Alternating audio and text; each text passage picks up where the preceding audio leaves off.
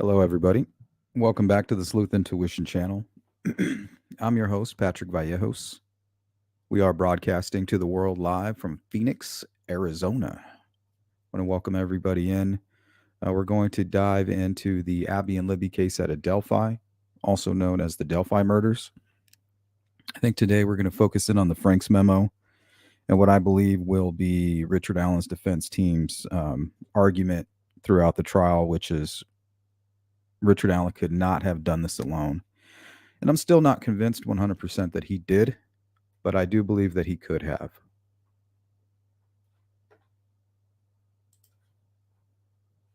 So we're going to go through a long list that's been presented by the defense team in the Franks memo, basically describing the what they feel is the crime flow and describing the crime scene, the redressing, and it's going to be very biased. It's going to be coming from a very biased place, but we'll kind of fact check it and give our opinions throughout, because I know a lot of you have been asking about the redressing, what my opinions are, and things like that.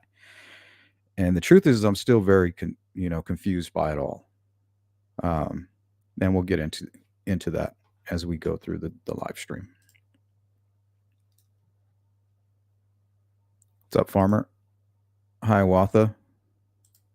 So today is Thursday, October the 3rd.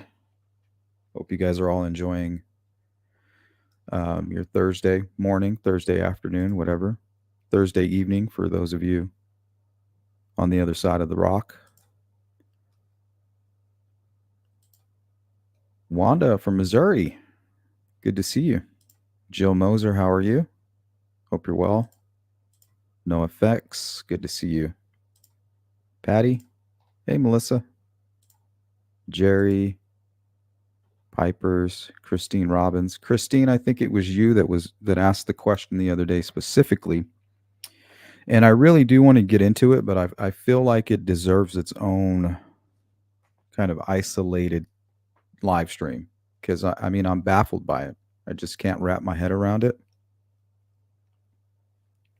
Can't make sense of it. Why Libby or why Abby was wearing Libby's Delphi swimming hoodie. I don't understand it. I have some theories, but I really want to hear from you guys. I don't have much of a presentation. It's more just going to be going through the Frank's memo and getting the input from you guys. So I look forward to hearing what you have to say. Welcome in, Rebecca. GP, good to see you. How are you doing? Delulu. Sleuth, will you be donating to bail Snay out of jail? What does that mean? No, we really don't participate in bashing of other channels, so you guys can take that somewhere else. We have more important things to discuss here. What's up, Timmy? Like the murders of 2 innocent children. We're going to stay focused on that and the argument surrounding Delphi and potential corruption, the discussion about corruption in general, really, when it comes to law enforcement, due process, and things like that. Good to see you, Farmer. Beth, how are you? Always good to see you. We will be doing another giveaway. I'm thinking maybe this Saturday. So if you guys are interested in receiving any merch, we'll do one public giveaway for you subscribers. And then we'll do a members only for, well, actually, we'll do a public giveaway for the mods, the moderators, and you subscribers. And then we'll do a separate giveaway for all of you members. And I know it's just some sleuth merch, but we all like free stuff.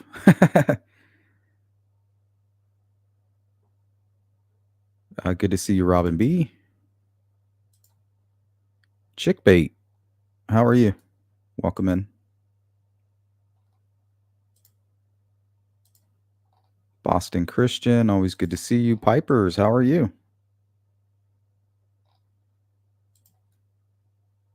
Wait, what did you ask us to listen to? What is not making sense? Dang, I missed it.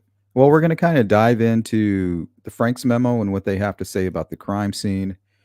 We've been focusing in on specific topics like the bullet, experts, things like that. And in the chat, I've noticed people are very curious about what's going on with the crime scene, the redressing, and kind of applying that to the information that we have now. You know, and to me, I really can't make a whole lot of sense out of it.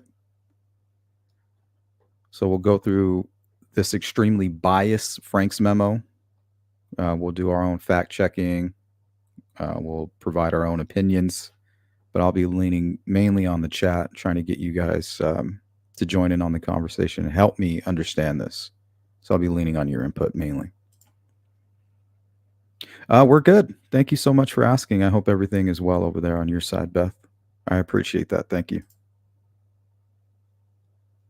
Yeah, we don't have any hoodies in yet, but I'm working on it. I'm looking at trying to find a decent price, something that's made here in the U.S.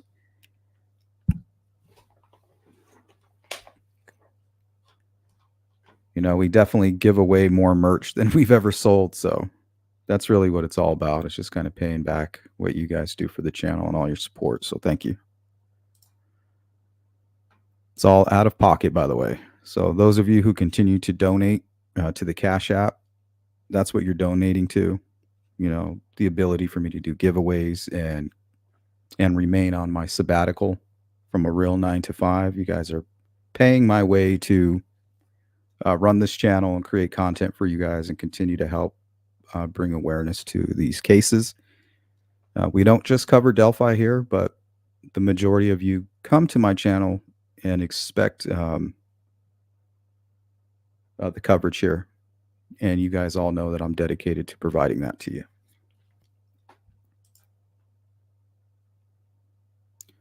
Good, I'm well. Hey, V Marie. Hope you're having a great day at work. Hold it down, hang in there. Karen G, how are you?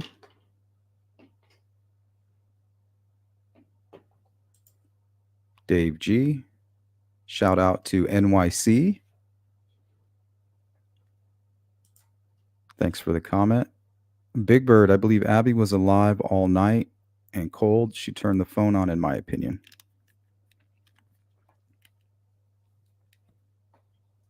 I just don't think there's any evidence to support that, but I could be wrong.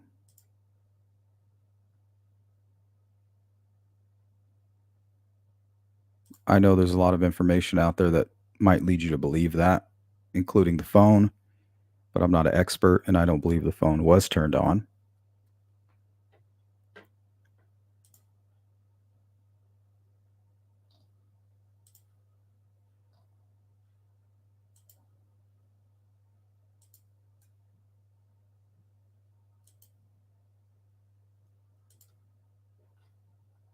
Okay, so let's get started here.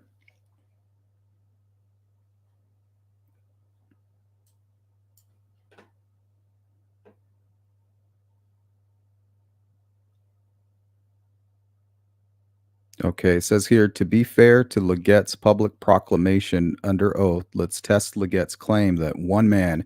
So this is what they're going to argue. This is their entire argument, and this is going to be their defense. And that's why they want to go to the crime scene. They want to paint this picture that one man, specifically Richard Allen alone, could not have committed these murders. And I think the crime scene and the redressing and all that is a bit of a monkey wrench. But knowing that this killer spent over an hour and a half with those girls, he had plenty of time to do a lot of weird stuff. And the investigators are going to have their theory. We're all going to have our own individual theory. And the defense apparently has their theory.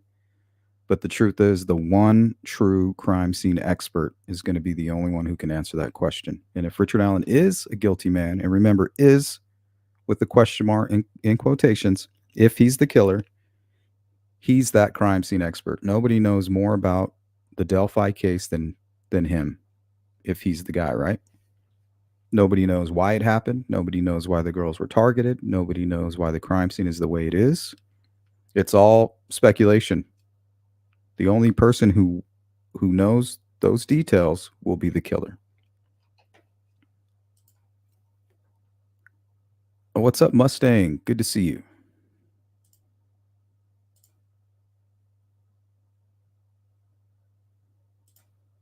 Cindy, how are you? Sees through. I'm curious how the phone that never moved went from calling into voicemail. What do you mean went from calling into voicemail? Remember, we did a whole live stream on how strange the iPhone 6 is, especially with water damage, and we know for a fact that the girls went through the creek. To me, that's now common knowledge.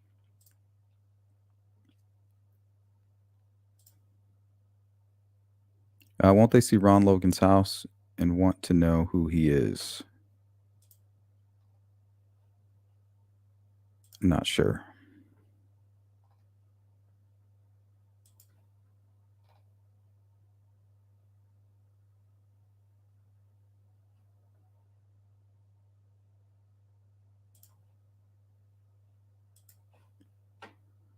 Okay. One man acted alone by reviewing all the tasks that his 5'4" man. See, so they're trying to paint him as this 5'4" man, this tiny lawn gnome who went through basic training, has an extensive military history, would have had to accomplish in order to pull off the abduction, ritualistic murder, and then staged crime scene as it was found on February 14th, 2017.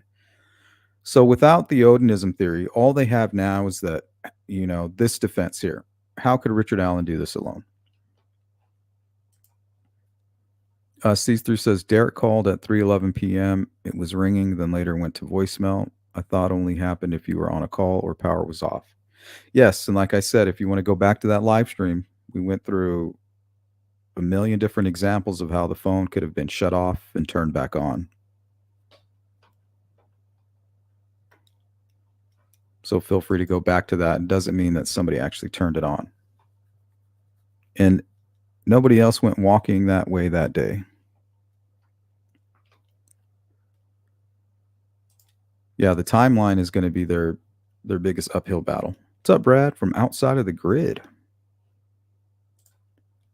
Dave G. Richard Allen obviously had elaborate fantasies in his head. Something happened that day, and he decided to act.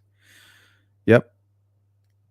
And we've covered so many different cases where we see that's exactly what happened. You have these folks who I believe are psychopaths. They suffer from psychopathy. They have these fantasies, sexual assault, kidnapping, murder, and it's all in their head. And then they go through a series of what I call stressors, and for whatever, these fantasies spill out into the real world. Christine, I don't think Richard Allen would ever tell why there's not one good reason. I just think he will keep that to himself. I don't know. I think he might say why. It's not going to be a good reason. There is no good reason. It doesn't matter what his reason is. There's nothing. There's never a good reason to kill two young children.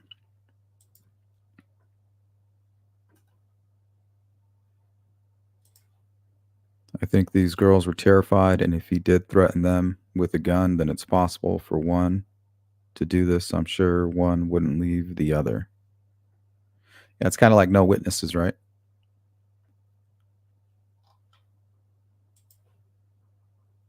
So we can speculate all we want, but Richard Allen, if he's a guilty man, he knows what happened and why it happened. 5-4, local, not working Monday afternoon. Law enforcement says they think the killer's local. How does he not get put into a pool of suspects based solely on proportions and schedule?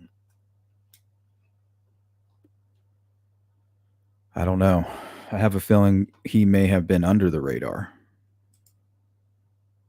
I know that's a stretch, and a lot of people find that hard to believe, but When you've been covering true crime for over 3 years and you're covering hundreds of cases, I've seen it happen before.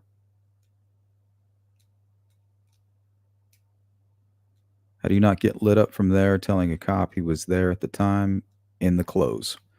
Well, remember, anybody that's capable of killing two young girls the way that they were killed that day most likely has an extensive life of manipulation. You know, I call it the Jedi mind trick. It's something that psychopaths do. They learn at a young age that they're different and they have to manipulate people's perception. And I believe he's been doing that his entire life. So I think whatever happened with Doolin, we'll find out. But if he was, Richard Allen was overlooked, I believe that he played a big part in why he was overlooked. And it's the same defense that we're seeing right now from his lawyers, right? Oh, poor little Richard Allen. He's just a little yard gnome. But don't forget, this guy went through basic training. He was in the National Guard for quite some time. And shortly before the murders, we saw him hopping around and flopping like a fish on tweaking fish. So he's definitely agile and he definitely has the training. And we don't know anything about Richard Allen. We don't know anything about his aggression. We don't know anything about his physical abilities. And remember, Abby and Libby, even though I believe they did put up a fight, they're dealing with a grown man. They're dealing with a member of the National Guard.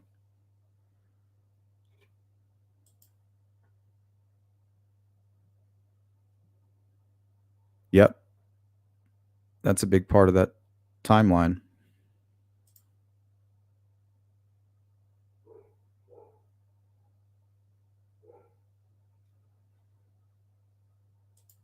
Hey, Scarlet Letter, how are you? Yeah, he's going to blame it on them. Anybody that's capable of killing these two girls for uh, sexual gratification, I mean, we're definitely dealing with this psychopath, sociopath, and it's never their fault. It's never their fault, ever. It's this strange narcissism that comes with it.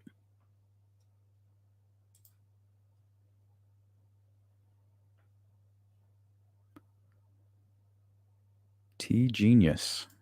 Why do you think that big bird? Welcome in.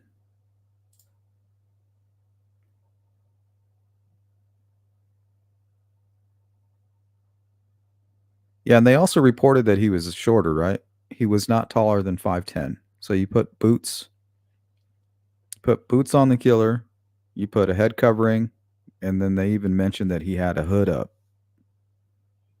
That he had some kind of a jacket, a hoodie underneath the blue jacket, and he had the hood up over his hat. To me, that's going to put him at about 5'8".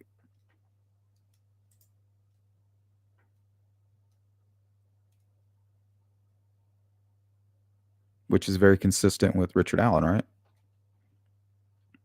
It looks like the killer's wearing boots, multiple layers, a head covering, and maybe even his hood is up.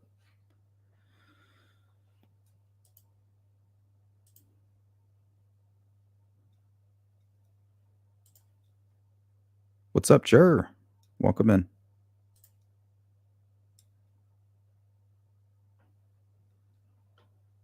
That was at 126.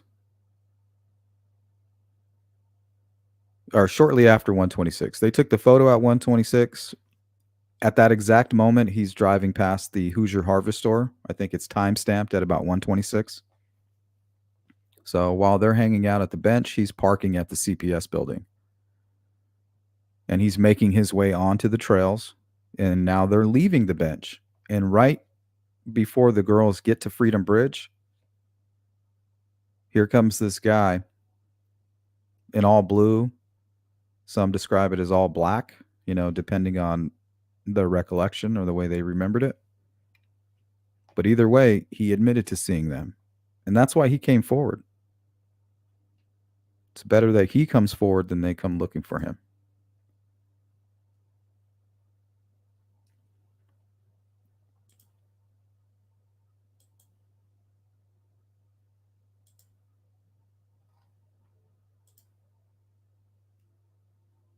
Is there possibly a weapon in his right hand side pocket of the jacket?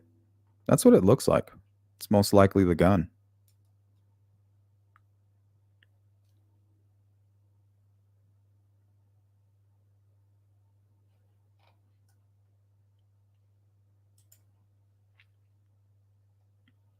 Yeah, touching it.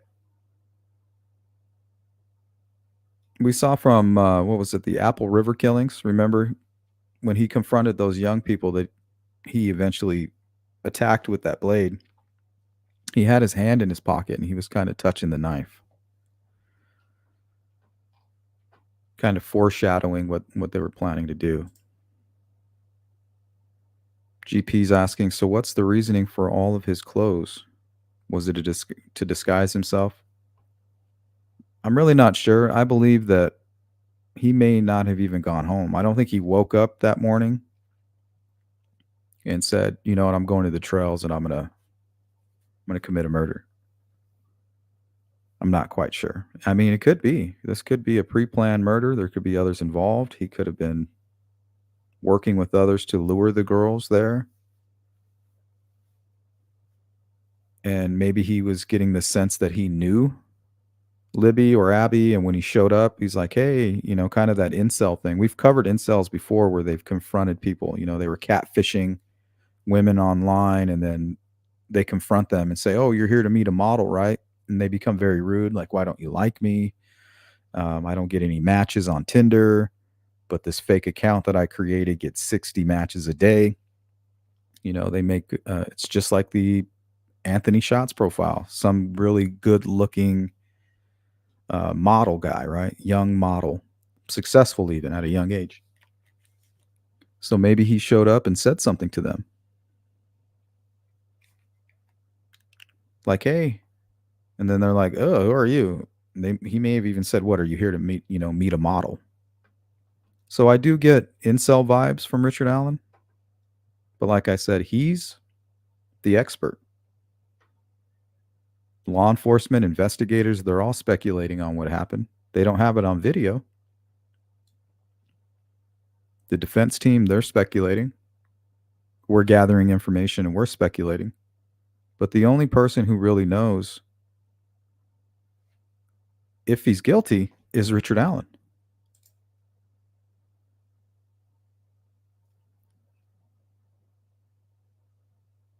Yep, that is true. Was he left or right handed? Well, from the video of him playing pool, Piper's Dream, it looks like he was right handed.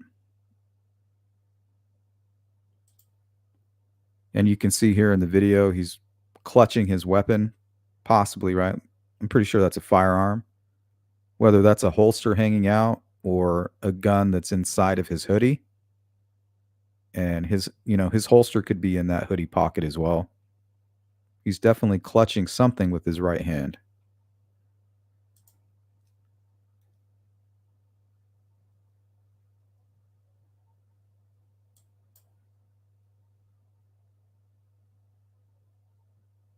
I don't know. I don't know what her story is, GP. All I know is that they were spending some time in Peru looking after Kathy's mother. And from sources who actually, and I don't want to give this away, but people who were part of the team helping actually have reached out to me. So they weren't the only ones helping. It was a responsibility that they shared amongst family members. So you would have Kathy and Richard Allen taking care of their mother some days out of the week in Peru,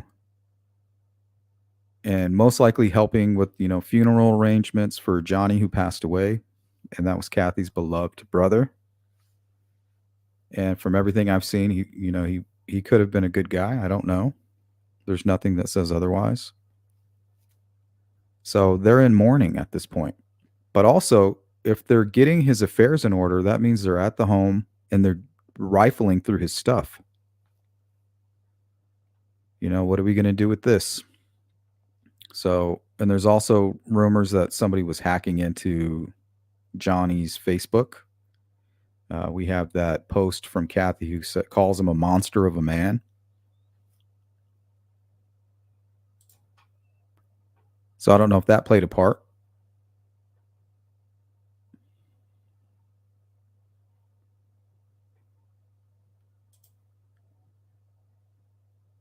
Even their fake accounts have fake personalities, so they know something is inherently wrong with their personalities on a base level.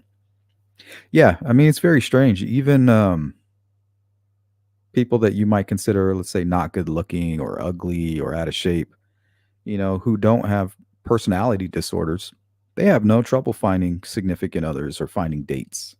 They just live their life and, one day they have a coworker and they hit it off. Or they have a high school sweetheart or they're at the dog park or um, a friend of a friend. Normal people don't have problems finding relationships. It's people who are living in their heads, these incel types who obsess about it, who have a deep-seated hatred for women. They complain and they blame women, you're the reason nobody wants me, but really they don't want women. They despise them.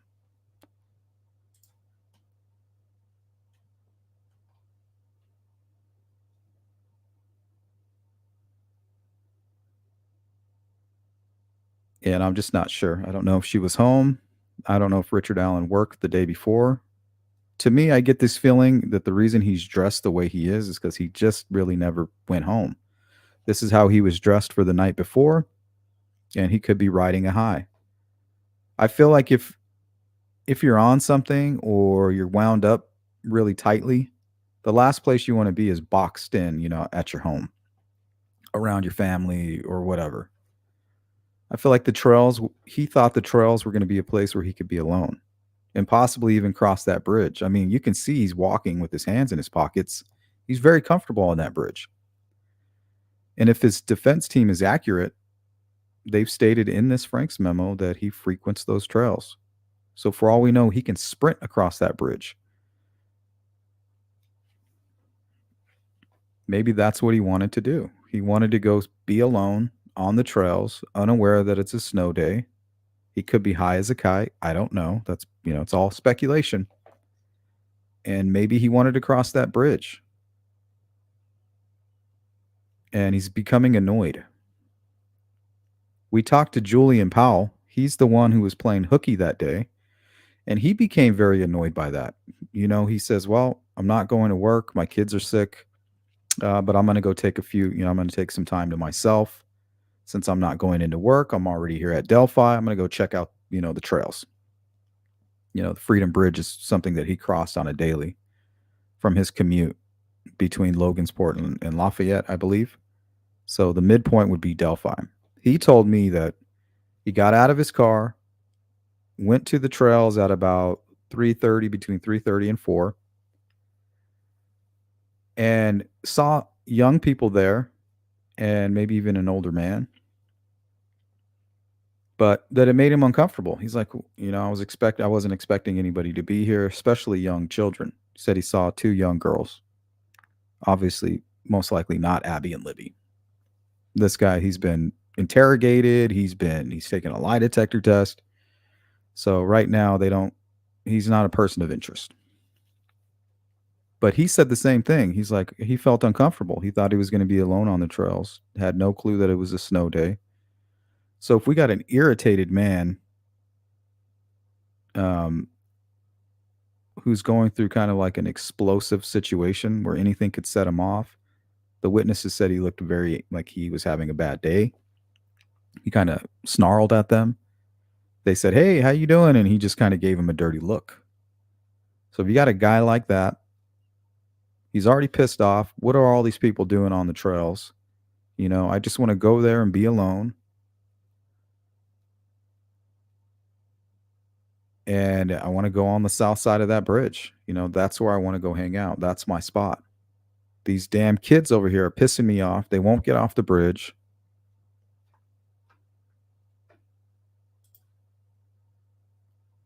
So maybe in his mind, he convinced, like, okay, if they don't want to get off the bridge, now they're going to become part of my bad day. What he's probably would consider some kind of a nightmare moment, some kind of episode, maybe. Because we know he definitely suffers from mental health issues. We've learned that for sure. They mentioned depression, anxiety. He could have been really out of control that day.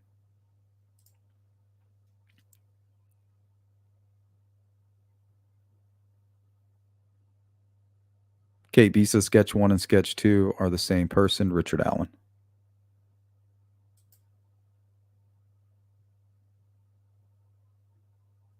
GP says they are two different people.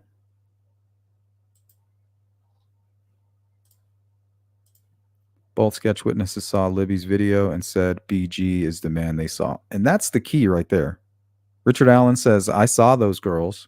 Those girls say, I saw him. But they're also, the young girls who saw him are also saying that the person they saw is the guy in Libby's video. So they don't need to identify him.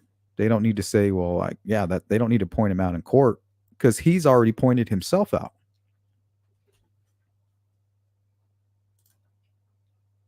He's already done the work for the prosecution. Now, if he's admitting to being the guy, the bridge guy, he's also admitting to kidnapping them. And if they can prove that he's the guy on the bridge who committed the kidnapping, that's also the main offense that led to them being murdered. And that's why we had that weirdness about the charges.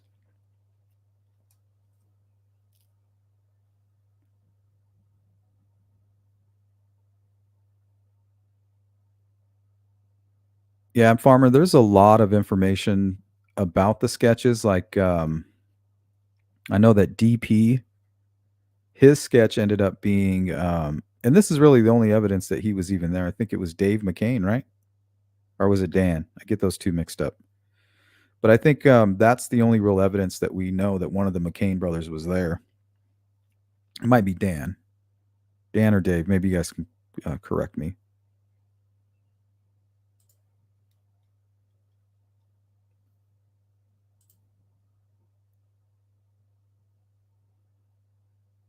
T Genius says, this bridge guy doesn't appear like a 20-year-old to me. I wonder why they kept inferring he's a young man. Look at the photo, looks like a mid-age husky guy.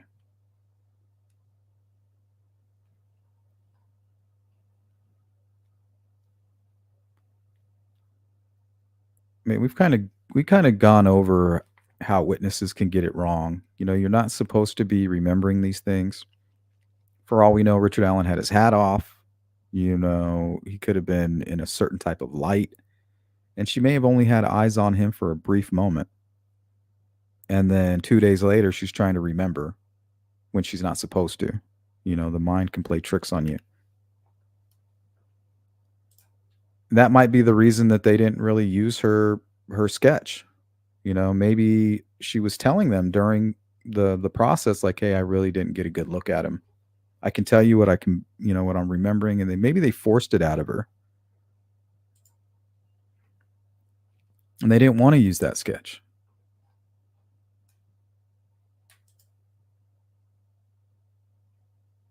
Hey, what's up? The Red Queen. How you doing? Hope you're having a better day.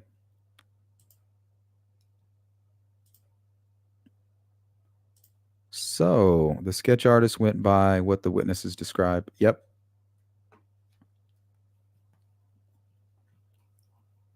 And they're going to do their best job to remember.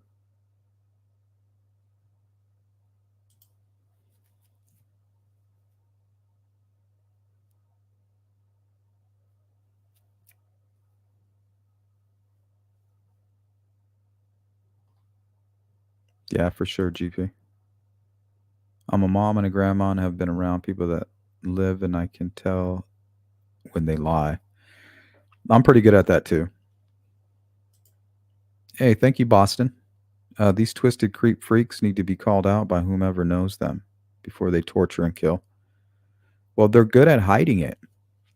I always give this example. Um, most psychopaths are they're going to dabble in arson at a young age, lighting fires, torturing animals. To them, they like that kind of stuff. But once they do that and their friends see it and they kind of look at them like, dude, I can't hang out with you. You're trying to kill this cat. You're trying to dissect a neighbor's dog. You're trying to light the forest on fire. You're trying to light these houses on fire. Like, what's wrong with you? From a young age, they're going to begin that whole chameleon routine. Like, okay, I can't, I can't do this. They're having a hard time understanding human emotion. You know, friend passes away, family member passes away, everybody's crying, everybody's upset, everybody's in mourning, and they don't understand it. They're like, so then they begin to kind of feign emotions. They start faking it. And that's where they get the term chameleon. And that's how they're able to hide in plain sight. I don't know if you've ever seen the show Dexter, but that's a good example. They talk a lot about that. They become Oscar winning actors and actresses because they know they're different.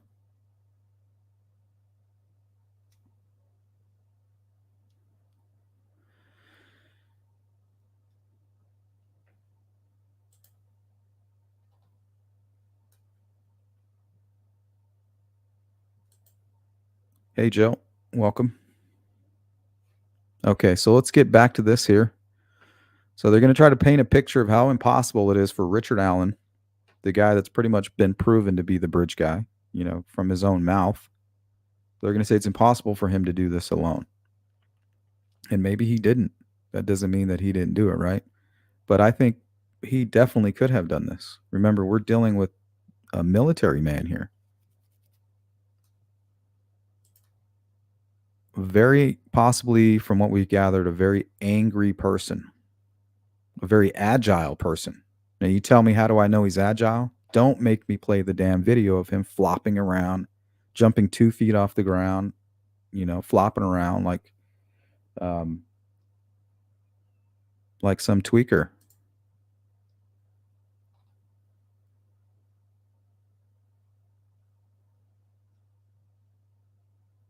Yeah, and I'm not saying Rain Dancer. Good to see you, by the way. That it's not pre-planned. I just haven't seen any solid evidence. I mean, we can speculate. Brad, he crossed that bridge and now he can never go back. Exactly. A series of horrible decisions. And he must have been he must have put himself in that. I wouldn't say put himself, but he was in some kind of a situation that allowed this decision to be made. Angry, drugs, maybe a mental health episode. A whole series of things came together for this to happen to him, to where he lost all self control. And then once he made the decision to cross that bridge, he couldn't reverse it. It was too late. Once he committed that kidnapping, that's prison right there. The moment he pulled that gun out, he's committed a horrible offense. There's no turning back from that point.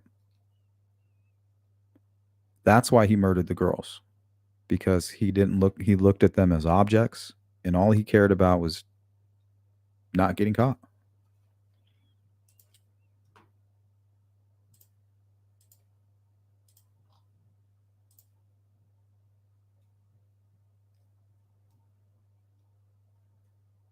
Yep, exactly, KB.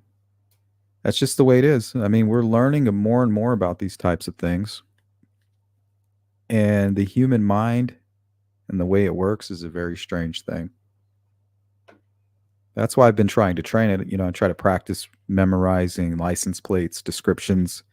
Like when I go out for a walk, like I went running this morning and I'll see a delivery driver pull into my neighborhood, and I'll try to remember what he looked like, what he was wearing, color of his hair, was he wearing glasses, was there anything on his, was he wearing a hat, was he white, uh, brown, black, whatever.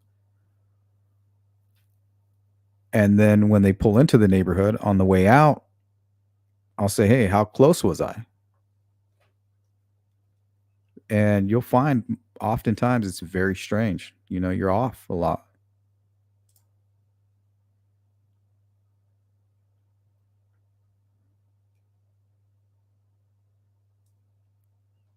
Maybe, maybe not.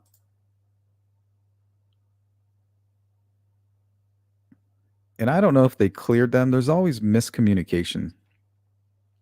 When you have a case this big and so much information circulating, we're going to cherry pick, right? Like that bulletin that went out, like these guys are not the same people. What that means is that part of the old sketch, remember, Holman said he believes that it was Mike Patty. Some people may have just seen Mike Patty, and that's the guy that they're describing. You have DP who saw one of the McCains, and they're creating this. They're morphing all of these eyewitness accounts into one guy. So I think that's what they meant. That yeah, some of these, some of some of the facial features of the old guy sketch. Yes, that is the bridge guy. But unfortunately, the parts that are the mouth, maybe the head, what's going on with the head, things like that. So both things can be true, right?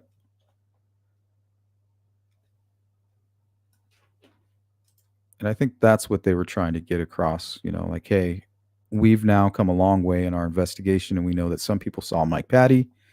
Uh, Witnesses like DP saw one of the McCains, and some of the witnesses actually saw the killer.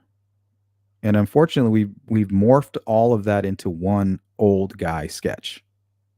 Now we're going in a new direction. We're going to this sketch that we didn't really favor in the beginning, but we're getting desperate. And one thing we've learned about Richard Allen is that he can look old and young. I think it was even Bob Motta who said when he was in the courtroom, he looked a lot younger. He's like, man, this guy at one point looked a lot younger. And I could be, maybe it's somebody else, but somebody that was in the courtroom said that he looked really young at one point in time.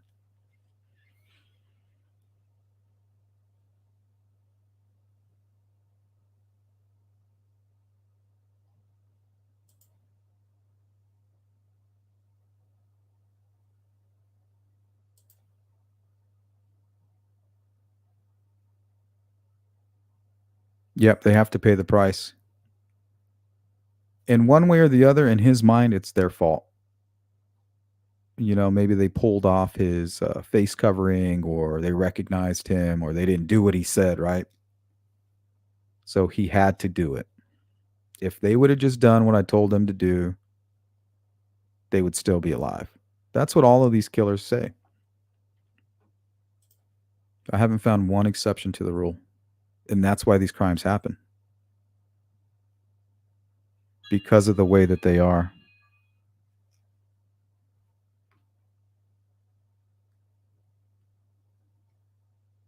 That could be true, sees through.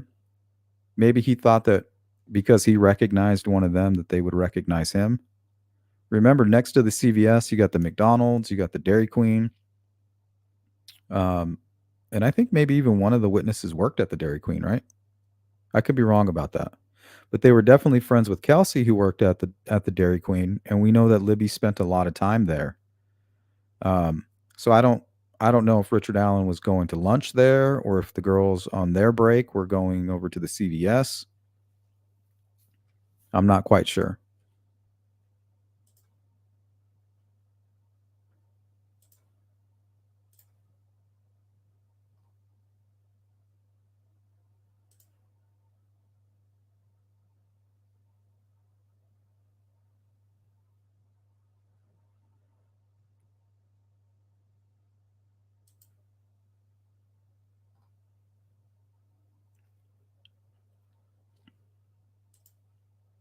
What's up, kitty cat? Welcome in. Okay, let's go into this a little bit here. We're pretty much caught up on the chat here. Welcome in, Roy Hinckley.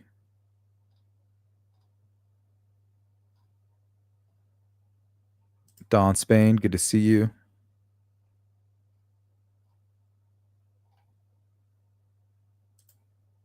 Ha, Dexter always brings the donuts. Yeah, that superficial charm. Jacqueline, hope you're having a great day. Yeah, I believe you're right, Chickbait. Crime of opportunity.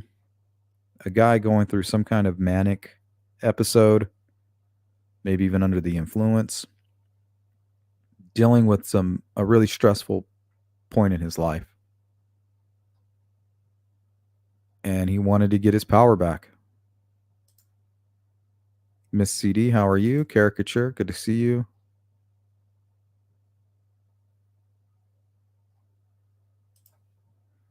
Yeah, I like cameras, especially for private property.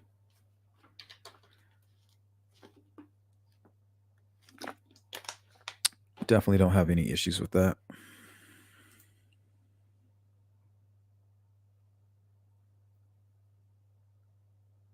Yeah, I mean, they lived a real life horror movie.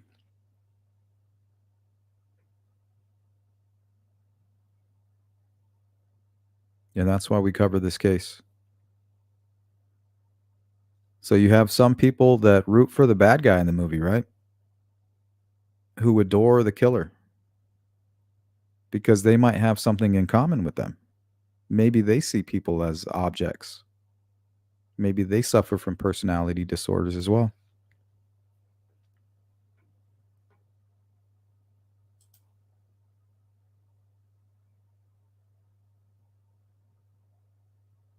Yeah, we're talking psychopathy mixed with yeah,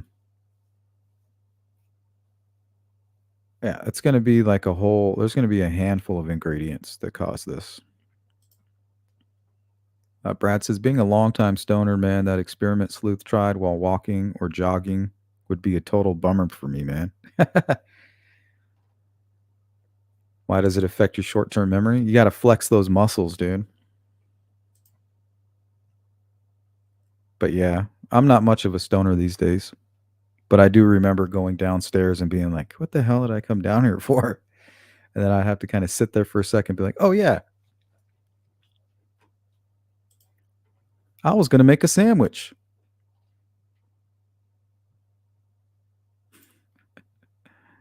Yeah, that short-term memory loss. What the hell? Why did I come into this kitchen? Why am I in the garage right now? What the fuck? Oh, yeah. It's because you get like that ADD. There's a reason you're going there, but on the way there, your mind's spinning a million miles an hour and you've already had like 50 different ideas pop into your head.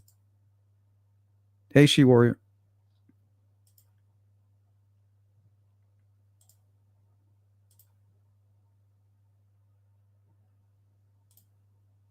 Thank you, Farmer. Yeah, I want to give a big shout out to all of you who have been supporting the Cash App.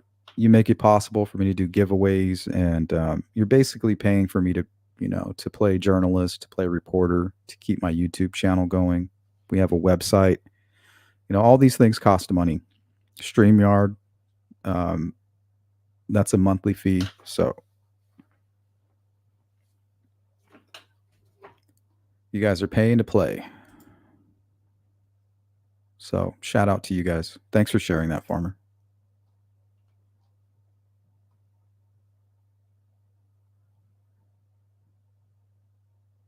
Yep, I agree with that, Boston. Welcome in, Andrew.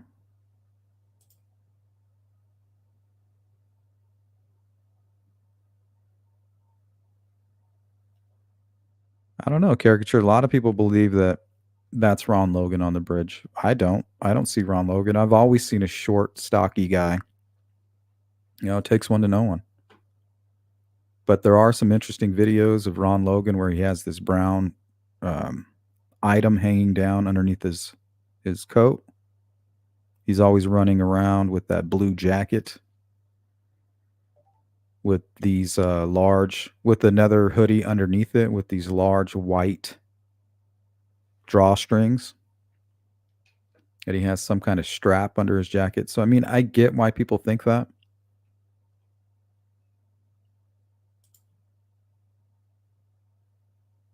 But I think mathematically they've proven that it couldn't have been Ron Logan.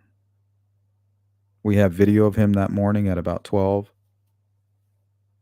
They have him clocked in somewhere in Lafayette buying fish. So,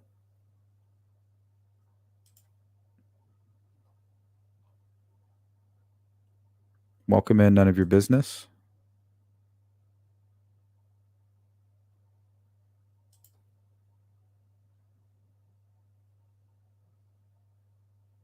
Yeah, Rain Dancer.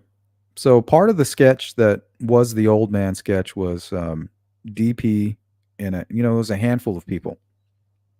But the biggest part of that sketch was Sarah Carba, who saw the muddy and bloody guy, or the guy on 300 that looked like he had just gotten into a fight. That's when they started presenting the sketch. They even did a kind of like this little makeshift presser in that small room, that small white room, where they kept slipping up and saying she.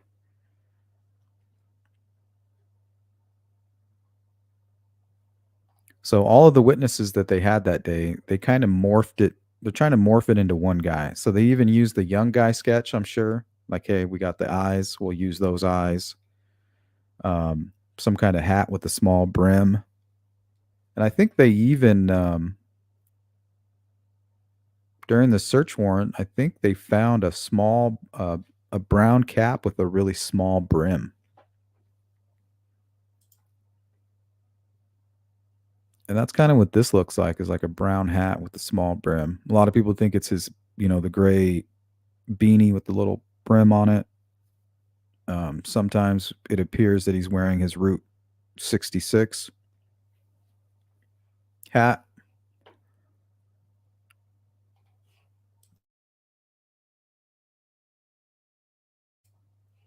I'm not sure, chickbait.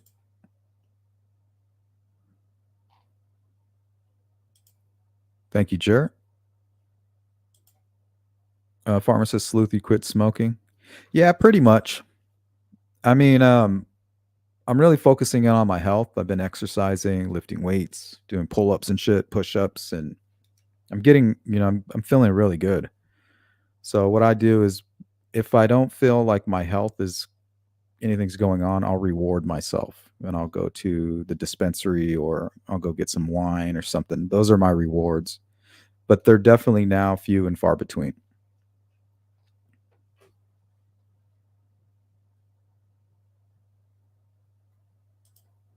I appreciate you, Jer. Thank you for supporting my channel.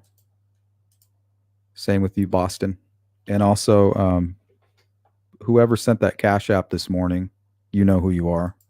I don't want to put you guys on blast, but I really appreciate the continued support, especially all you members.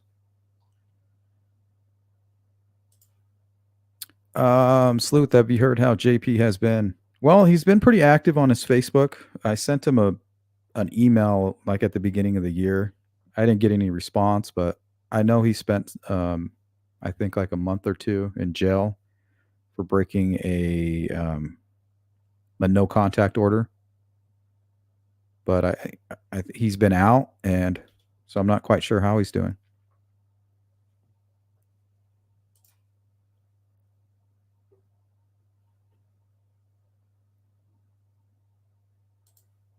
Yeah, Kim Riley. And it's funny because Kim Riley, he was the guy who Doug Carter became, right? He was the face of the investigation, and I think that's why Doug Carter stepped in, is because Kim Riley, he didn't seem to have a knack for it.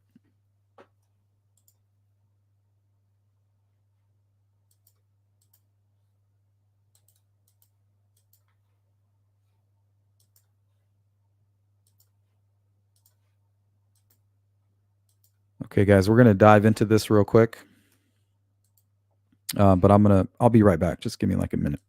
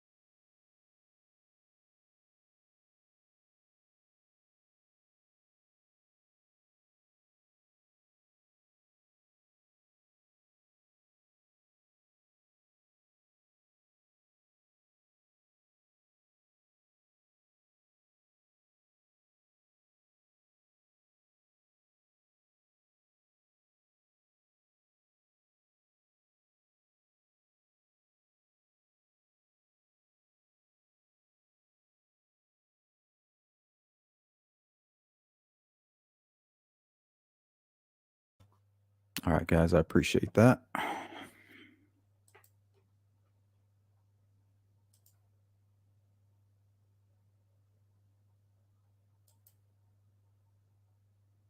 Thanks, chick.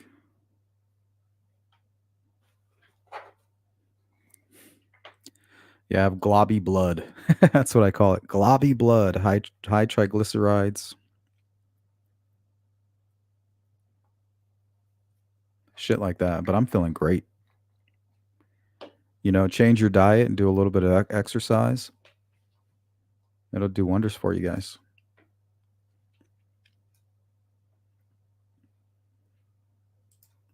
Dropped like 40 pounds, lowered my cholesterol,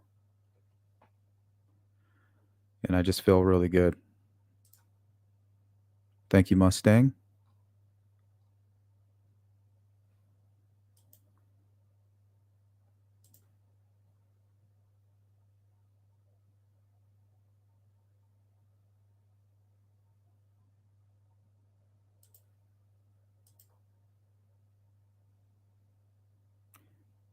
Yeah, I agree. Sees through.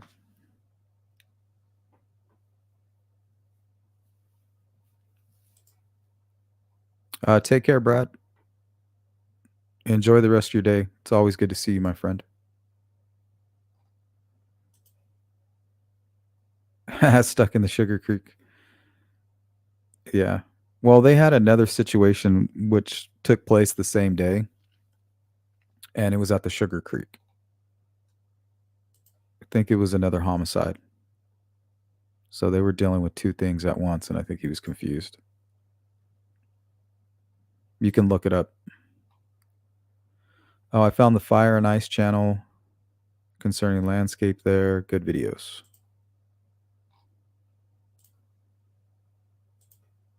Hey, Ziggy. Better late than never. Good to see you.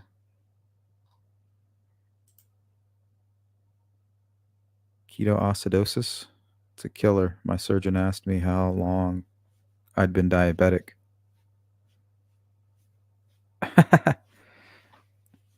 Yeah, I had one doctor say something to me like that too, like you have a lot of heart attacks in your family or something. I was like, "What?" Like that's really shouldn't be the first thing you say to somebody.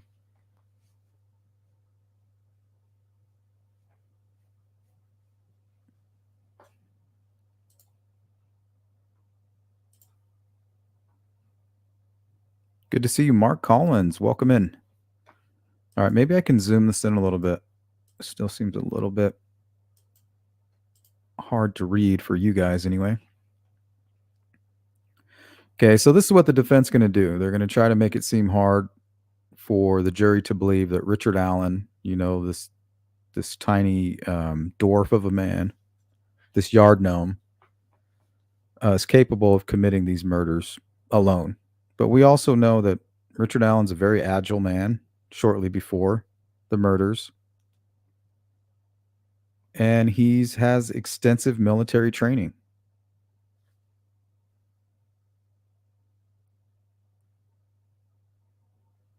You're not going to see them lean on those points at all.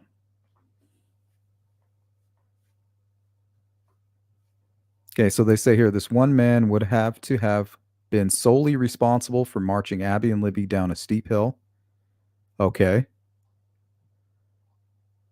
Like, yeah. So this one man then would have had to march both girls through the woods for some distance. It's really not that far. It's down the hill, maybe 200 yards to where they were found. So this is just all an embellishment.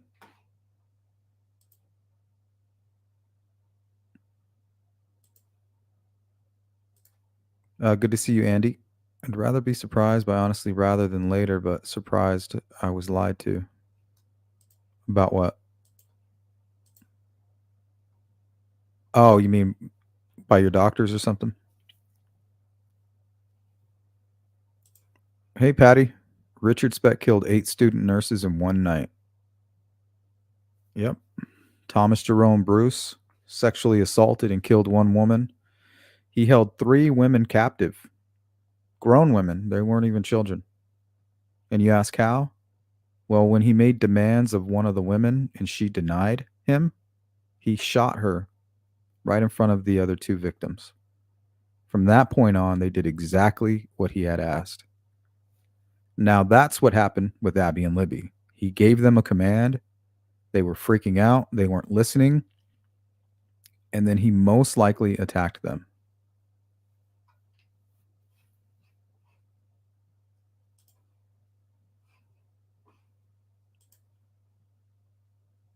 I have a feeling that that was Abby.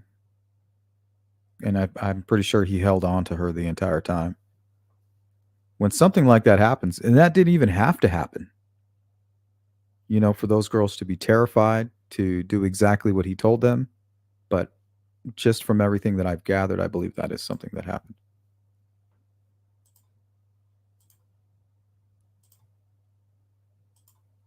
What's up, Lena, for you? I think Richard Allen couldn't sleep after he killed them and came back to look at the scene at 4 a.m. He moved them slightly. That's when the phone reactivated. I don't think anybody touched that phone.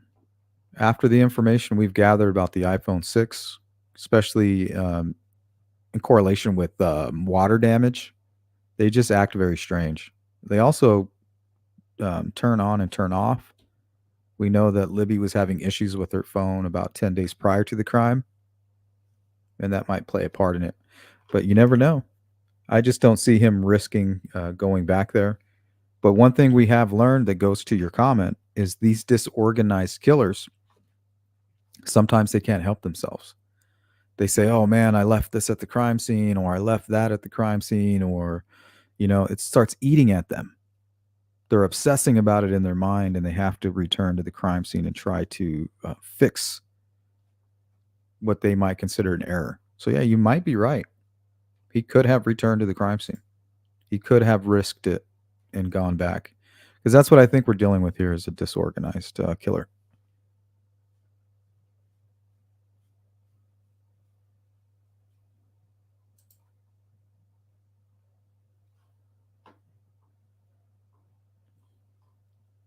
At some point in time, the single solitary dwarf would have had to cross the cold river whose depths was nearly 3 to 5 feet, nearly, and at one small area, and I don't even think it was that deep.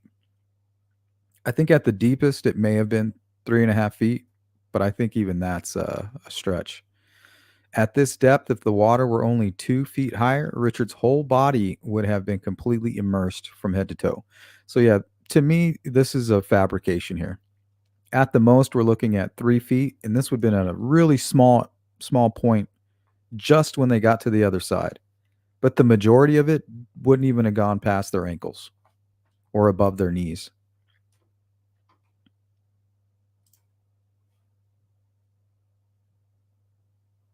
With the cold river water rising well above his waist. See, now that's a lie because all you have to do is go look at the RTV6 chopper footage to see that this is false.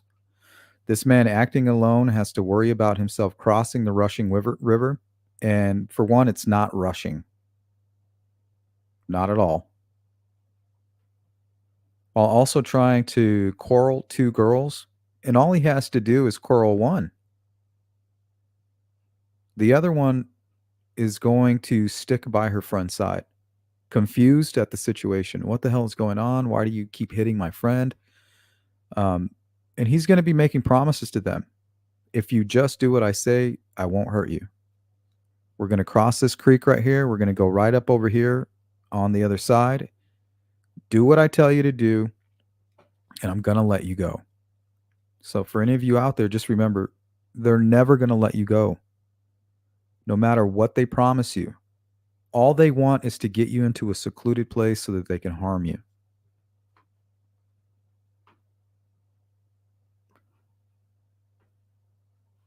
While also trying to quarrel two girls, keeping them from running or screaming, knowing the houses were not far away. And remember, nobody's home at Ron Logan's house. Nobody's home at the Weber residence, right on the south side of that. And the other people that lived next to the Webers, their homes were so far. They had their barns and storage areas and outbuildings out there, but their home was way, way further down, nowhere near the crime scene. So these girls could have been screaming as loud as they possibly could. There's nobody there to hear them. Nobody showed up onto that trail until about 3 o'clock. So they could have been making all the noise in the world. There's nobody, if a tree falls in the woods and there's nobody there to hear it, did it make a sound? Well, of course it made a sound, but there's nobody there to hear it. So what difference does it make?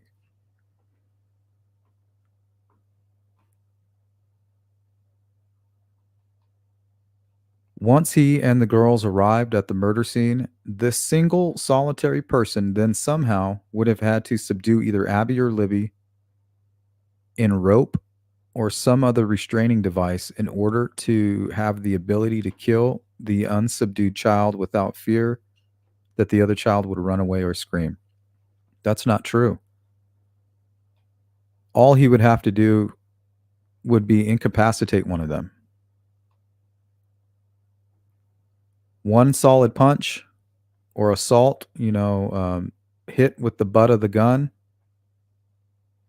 or a large stick or anything. Really, all you would need is a solid punch to knock somebody out. While that person is out cold, then you proceed all of your attention onto a single victim. And then when the other victim comes to, you're then trying to explain to them why they can't leave. No witnesses. Trooper Jerry Holman of the Unified Command has confirmed that both girls were naked at one point in time, as Liberty was found at the crime scene completely naked, while evidence showed that Abby at one point in time had her clothes off. See, and remember, this is just their opinion.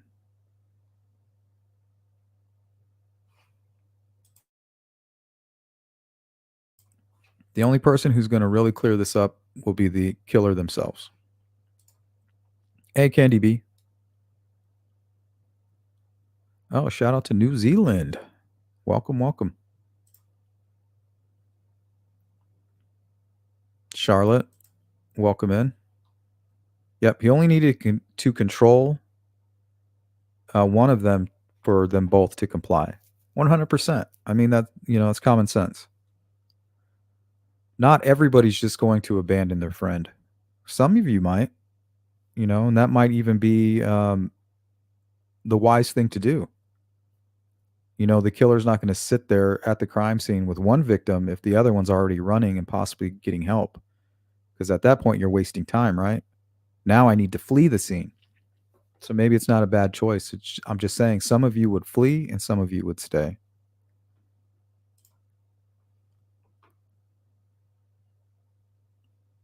And if the person had a gun, you might be afraid that they're going to shoot you in the back.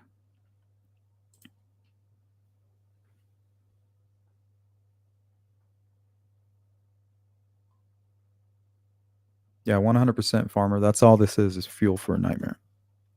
And imagine what they went through, a real life horror movie.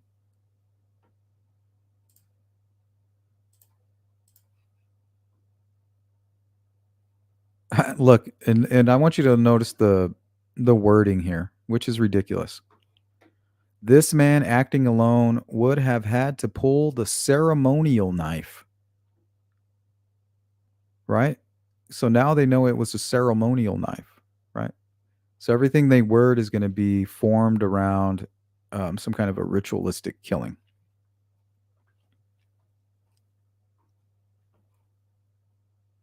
Ceremonial knife or whatever sharp instrument was used to inflict the fatal injuries. So, I mean, the way that they wrote this is just ridiculous. But this is what they're going to argue in the court. Okay, so whatever sharp instrument, which very well could have been a box cutter,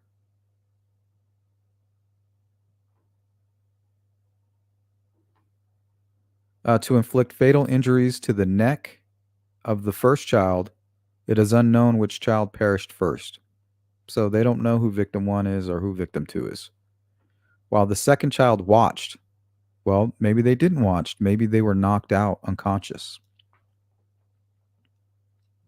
Hopefully, without screaming or becoming hysterical, that said child was uncontrollable. And it really wouldn't matter if they were screaming. There's nobody around. The Webbers are gone. Brad Weber showed up, came home at about 3:45, and most likely that's what startled Richard Allen. That fits into the timeline. There's nobody there. Ron Logan is halfway to Lafayette at this point, going to the aquarium store. They have him. They have him on camera at the store. They have witnesses there. They have a receipt.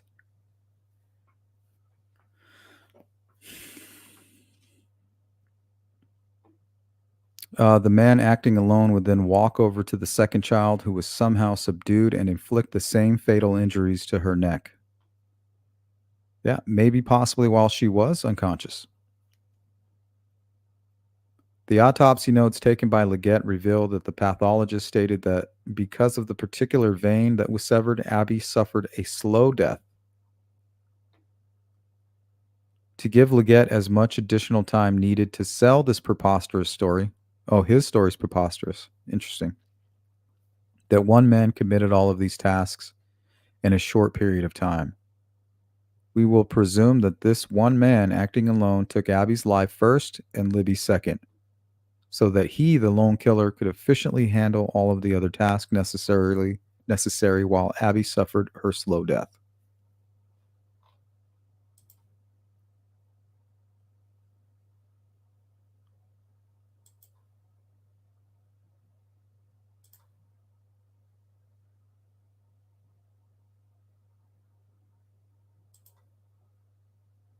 Thank you, Boston. Yeah, Chick, you're not going to leave your friend. Well, especially if you're already in shock. You're just confused by the entire situation. How are you just going to leave your friend with some creepy guy who's already most likely assaulted one of you? You're just not going to do it. You might even be waiting for an opportunity to run or to fight back. Yeah, it's a good point, Mustang. It's not a river, it's a creek. And it's definitely not rushing. Thank you, Boston.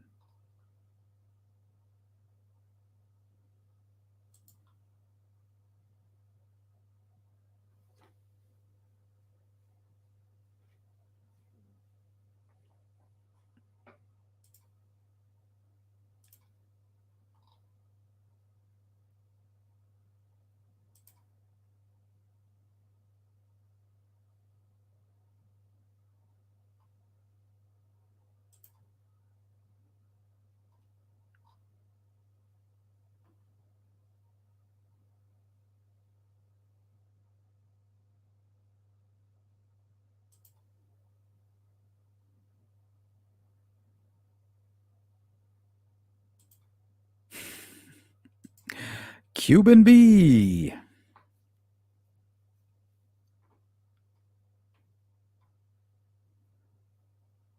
Lord mercy. Right by the beach, man.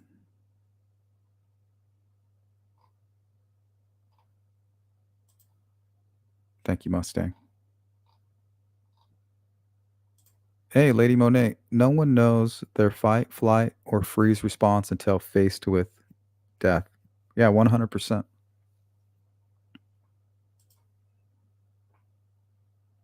And some of you might even be surprised, right? By what you end up deciding at that very moment. Most people seem to be surprised by it.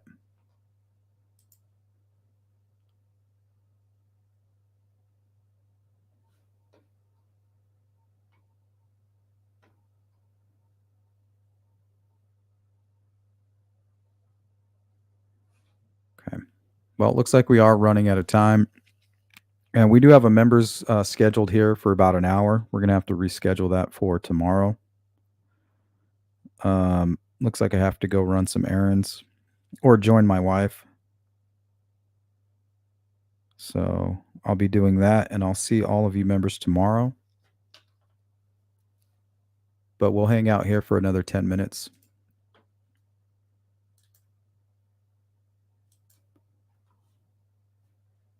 Spent too much time chit-chatting. Wasn't able to get through all of this. So hopefully they'll find out why Abby was wearing that hoodie. And I think I have a photograph of that here. This was something that Kelsey posted.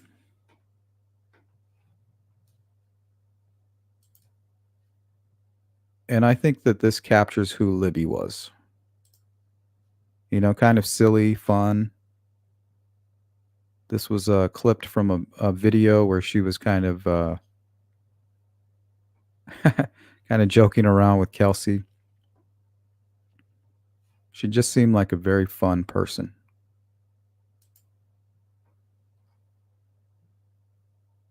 But you can see that she's wearing that hoodie in this photograph. The question is, why was Abby wearing it when she was found? Did Richard Allen or the killer put her in that hoodie? Did she put herself in the hoodie? Recently, from a cross examination from McClelland, he made it seem as if she redressed herself. Now, you guys need to keep in mind that the killer was with Abby and Libby for over an hour and a half from the moment that he abducted them to the moment that he was seen muddy and bloody just near the cemetery.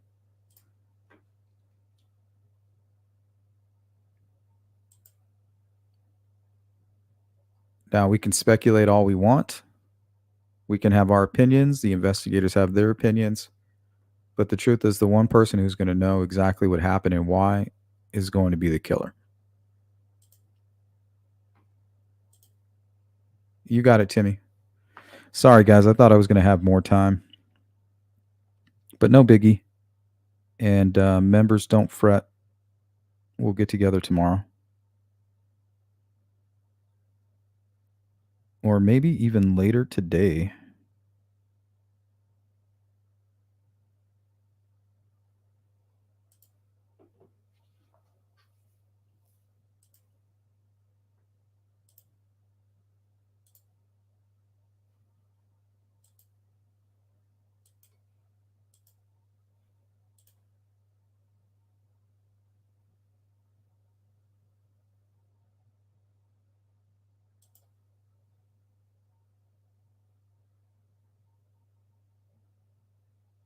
What's going on, Hiawatha?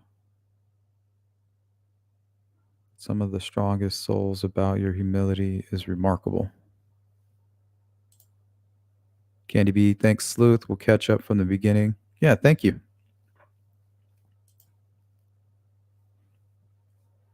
Replay crew, let me know what you think. You got it, Mustang.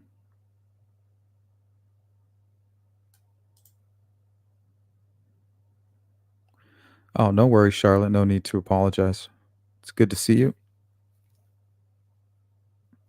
And if you guys have anything to add, just leave me a comment and I'll meet you there later.